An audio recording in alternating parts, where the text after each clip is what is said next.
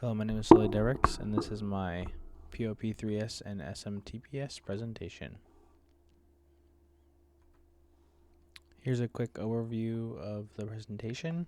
We're going to go through the lab environment overview, the POP3S technical overview, the POP3 versus POP3S insecure counterpart, POP3S dovecot overview for Linux, POP3S configuration, POP3S hardening recommendations, SMTPS technical overview, SMTP versus SMTPS insecure counterpart, SMTPS on Windows IIS overview, IIS SMTPS hardening recommendations, SMTPS on Linux postfix overview, postfix SMTPS hardening recommendations, lab validation using Nmap, how this applies to our lab, and a reference and works cited page.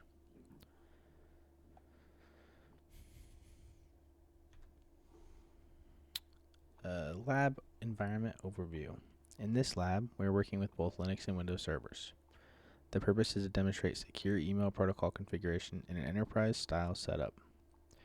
We are not required to configure a fully operational mail system that sends and receives real email. Instead, we are focusing on secure configuration and ensuring that the services are listening on their correct encrypted ports. Validation is done using Nmap to confirm that the correct secure ports are open. This approach allows us to demonstrate technical knowledge of configuration, encryption, and hardening without deploying a full production environment. POP3S technical overview. POP3S stands for Post Office Protocol version 3 Secure. It is an encrypted version of POP3 and is used for retrieving email from a mail server. Standard POP3 uses TCP port 110 and sends authentication credentials in plain text. POP3S improves this by using TCP port 995 and encrypting the connection immediately using SSL or TLS. Because encryption happens as soon as the connection is established, it protects usernames, passwords, and email content from being intercepted. POP3S is typically used in environments where users download their mail locally instead of keeping it synchronized on the server like IMAP does. POP3 versus POP3S insecure counterpart. The key difference between POP3 and POP3S is encryption. POP3 operates on port 110 and sends data in plain text. This makes it highly vulnerable to packet sniffing and man-in-the-middle attacks. An attacker on the same network could easily capture credentials. POP3S, on the other hand, operates on port 995 and encrypts communication using TLS. This protects both authentication credentials and the email content itself. In modern enterprise environments, encrypted protocols like POP3S are required to comply with security best practices and regulatory standards.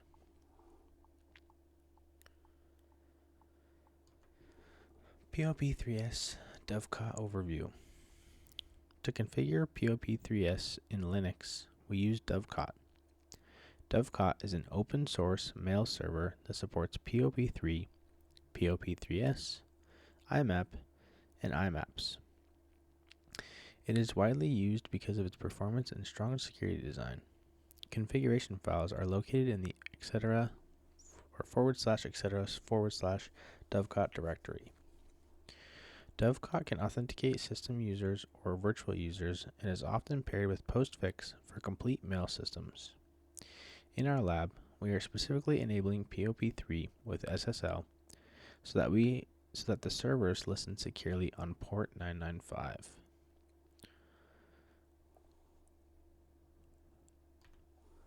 POP3S configuration. To configure POP3S, we first enable the POP3 protocol in the dovecot configuration file. Then, we enable SSL by setting SSL to required and specifying certificate and key file paths. Once configured, we start the dovecot service and verify that port 995 is listening using the ss command. Finally, we use nmap from another machine to confirm that port 995 appears open. The lab only requires the service to listen on the port. It does not need to fully retrieve email.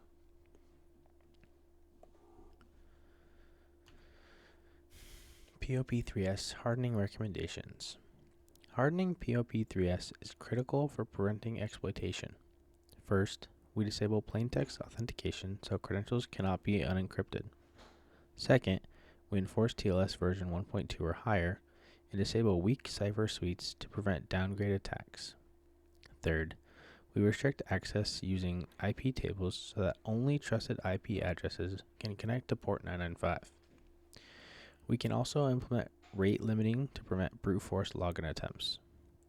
These controls reduce the attack surface and protect against common threats such as credential stuffing and password guessing.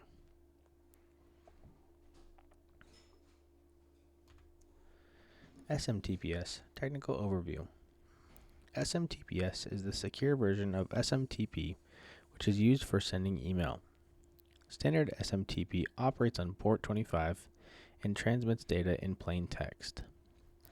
SMTPS operates on port 465 and uses implicit SSL or TLS encryption. This means encryption begins immediately when a client connects. SMTPS protects both authentication credentials and the content of outgoing email messages. It is commonly used for secure mail submission from clients to servers. SMTP versus SMTPS in secure counterpart. SMTP on port 25 is vulnerable because it does not encrypt traffic. Attackers can intercept messages or credentials. SMTPS improves this by encrypting the connection from the start using TLS. While port 587 can use star TTLS to upgrade a connection, SMTPS on port 465 provides immediate encryption.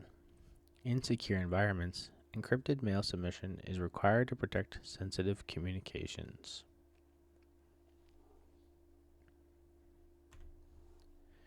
SMTPS on Windows IIS Overview. On Windows Server, we configure SMTPS using Internet Information Services, or IIS. IIS includes an SMTP server feature that allows mail submission services to be configured in the lab. We enable the SMTP service, bind it to port 465, and assign an SSL certificate. The service integrates with Windows security features such as Windows Firewall. Again, the lab only requires that port 465 be listening securely when scanned. IIS SMTPS hardening recommendations. To harden SMTPS on IIS, we disable Open Relay so the server cannot be abused for spam. We restrict relay permissions to specific IP addresses. We require SMTP authentication to prevent anonymous mail submission. We also disable outdated SSL and TLS versions to prevent downgrade attacks. Finally, we restrict access using Windows Firewall rules. These steps prevent unauthorized use and reduce the risk of exploitation. SMTPS on Linux Postfix Overview. On Linux systems, we configure SMTPS using Postfix. Postfix is a widely used mail transfer agent. It handles SMTP services and can be configured to listen on port 465 for SMTPS. Configuration is handled through the main CF and master CF files. Postfix can integrate with dovecot for authentication services. In our lab, we configure it just enough so that port 465 is open and encrypted.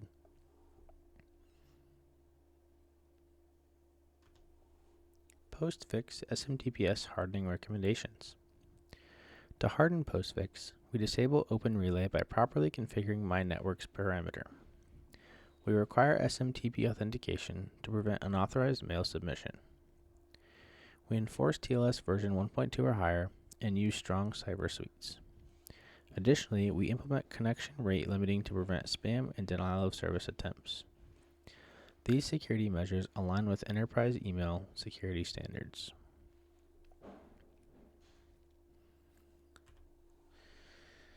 Lab validation using Nmap.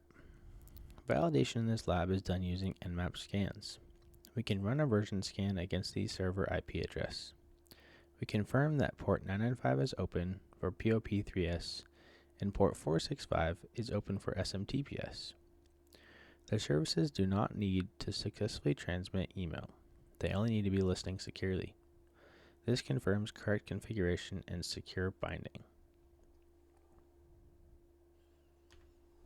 How this applies to our lab. This lab demonstrates secure protocol implementation and hardening across both Linux and Windows systems. POP3S secures email retrieval, and SMTPS secures email submission. By applying encryption and proper configuration, we reduce the risk of credential theft and interception. Hardening recommendations further reduce the attack surface. Finally, using Nmap allows us to verify our configuration in a measurable and practical way. These are real-world enterprise security practices that reinforce defense in-depth principles. This is the reference works cited page. The research for the presentation was based on official documentation from Dovecot, Postfix, Microsoft IIS, RFC 8314, and NIST Electronic Mail Security Guidelines.